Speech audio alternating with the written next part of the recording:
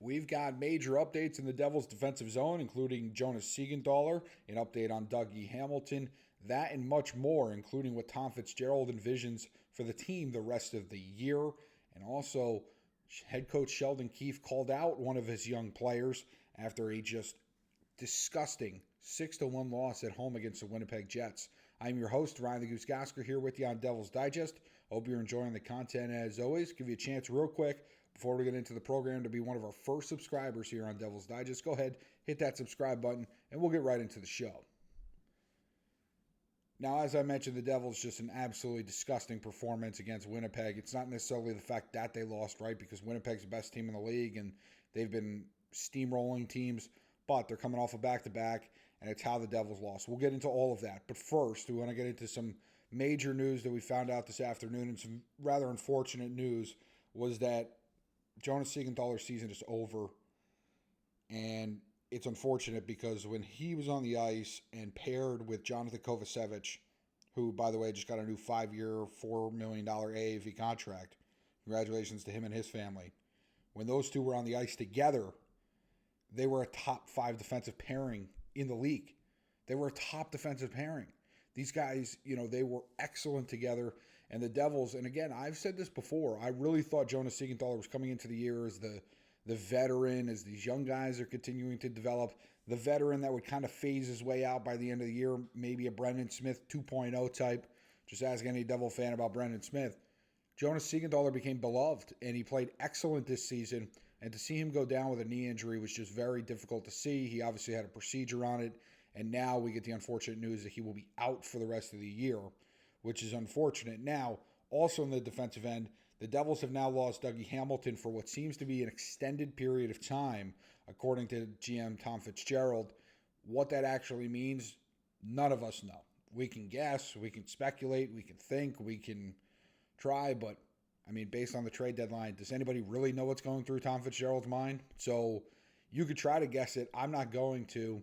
They're going to be without Dougie Hamilton for a while, and it's, way more than a week. I think earlier in the week we mentioned week to week.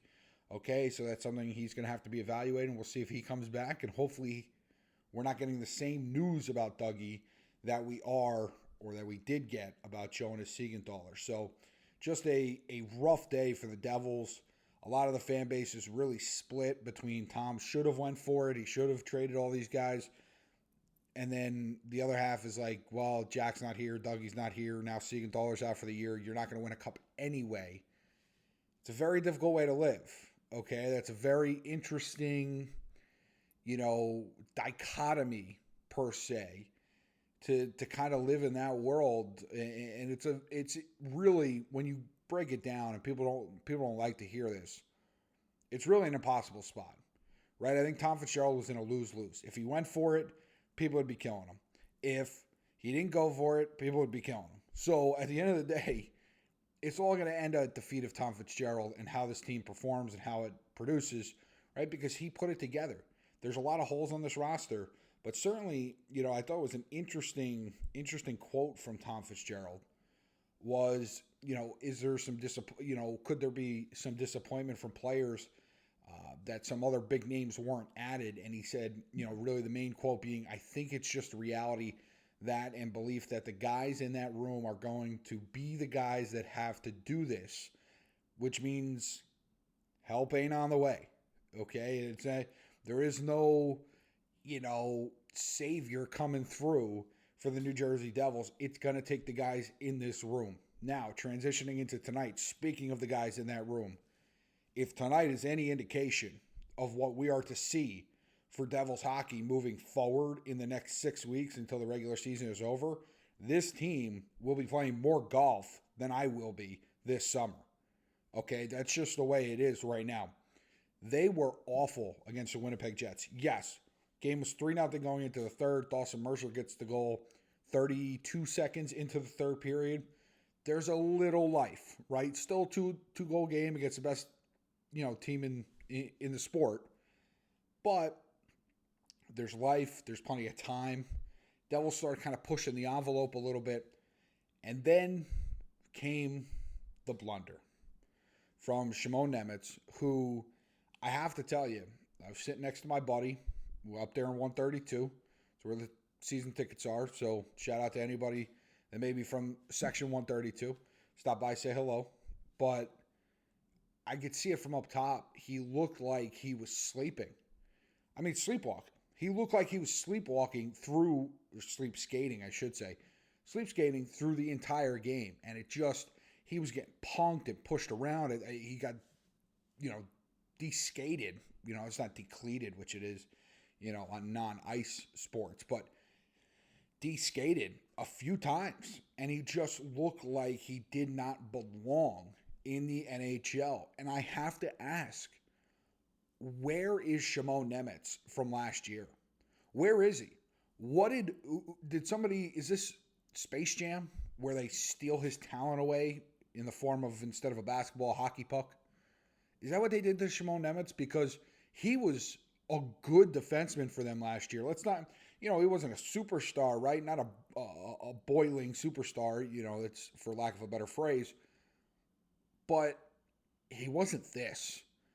And if you want to know what this is, just look at this quote from his head coach after the game. Sheldon Keefe said of Shimon Nemec, who was a -3 on the night, the big quote there is, that player that played in the third period is in the wrong league. The player that played before that throughout our road trip can help us. And there's the full quote underneath it if you want to just take a read, while I chat here. And you can just get all the context you want. But that's a pretty tough statement from your head coach coming after a game. Now, I will say this. There are times where managers, coaches, whatever, say stuff like this. And you're like, and I think he's just trying to be too tough on him. The whole tough love thing. He was this bad. And I actually think this is a little bit of a G-rated what Sheldon Keefe wanted to say and potentially said to Shimon Nemec behind the scenes. He was that bad. He was -3 on the night. And they're playing the third period that I'm talking about. He played the puck looked like it was played by a Winnipeg Jets player by a high stick. And Shimon Nemec decided to play it. Now, you're not supposed to play it, right? Because as soon as Winnipeg plays the puck, it's then going to become a face-off because the offensive team is not allowed to immediately possess the puck after it's played by a high stick of their own. So they couldn't touch it. As soon as they touch it, it becomes a face-off. What does Shimon do? He lazily over there and then touches the puck and then gets it stolen out right from behind him. And then 2 goals after that, I should say, not preceding, but after that, were a direct cause of his poor defensive play. As I mentioned, and as Sheldon Keefe mentioned, that player in the third period, and I think Sheldon's being even cute because it was really the whole game. The player that played that game doesn't belong in this league. Shimon Nemec is a good hockey player. I believe that. I believe that he has talent. I believe he can develop. But right now, in his moment of opportunity, right, because we've talked about it, Devil's pipeline is crazy. And now that they signed Kovacevic, the one side of their defensive crew is locked up for at least 4 more years. So there's going to be some trades coming out.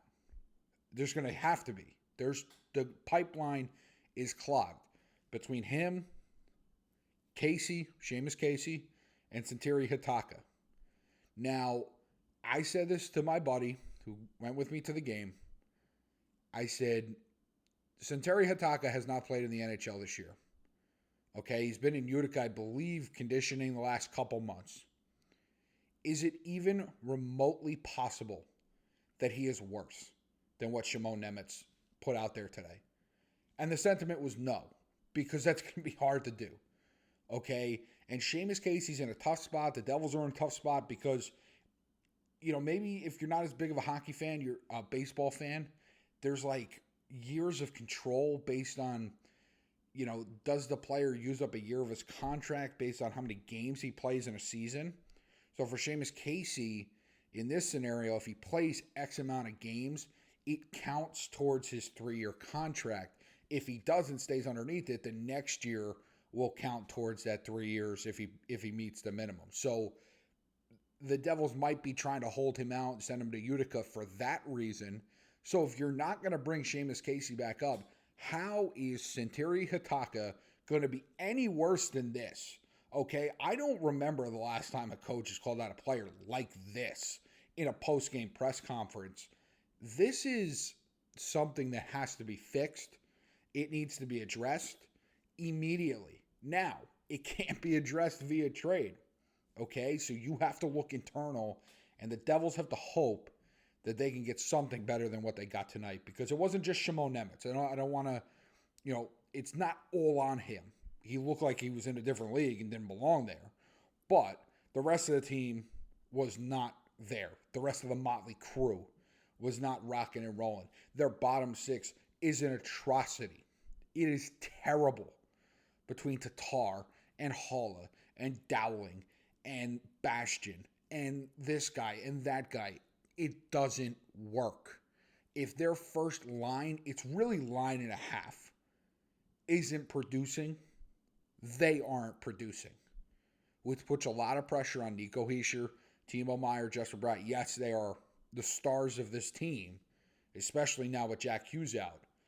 But they can't, hit a perfect shot. They can't put the puck in the upper 90 glove side to put it past the goaltender. They miss shots too, just like everybody else. And now that added pressure, they're probably gripping the stick a little bit tighter. This is a rough spot for the Devils. But I have to tell you, if they play like they played tonight against the Jets, you don't have to worry about Devils postseason tickets, ladies and gentlemen, because they won't make it if they play the way they played tonight. Now, their next matchup against Columbus on Tuesday night, potentially for third place in the Metro. Yeah, that's a pretty big game. I'm interested to see what Devil team we get. Let me know what you think. Were you at the game? Were you watching from afar? Let me know. Let me know what you think about the performance tonight. Obviously, let me know what you think about Siegenthaler going down, Hamilton going down, and then obviously the play of Shimon Nemec from tonight, because I thought it was just awful. So did Sheldon Keefe. So let us know what you think. Let me know what you think about the channel as a whole. Devil's Digest here. Make sure you hit that subscribe button for me. But as always, I hope you're enjoying the content wherever you may be listening, watching, both, one or the other. Doesn't matter to me. Hopefully you're enjoying what we're putting out there on Devil's Digest. So it's something really special, and we're looking to continue to build this. So Devils got a lot of work to do. We'll see what they come out with against Columbus at home on Tuesday night. I'll be there, rocking, ready to go, and I'll be screaming. So the voice is a little lower tonight. It's first time back at a Devils game in nearly a month, so I haven't done the level of screaming that I have in a month. So, man, it's going to be fun. Tuesday night against Columbus. Devils fans, try to hold the rope. Try to hold the rope as much as we can, but if they get performances like they got against Winnipeg, it's going to be a long 6 weeks. So stay with it. Stay with us here on Devil's Digest. I'm Ryan the Goose Gosiker, your host, and I'll catch you next time. Have a great night, everybody.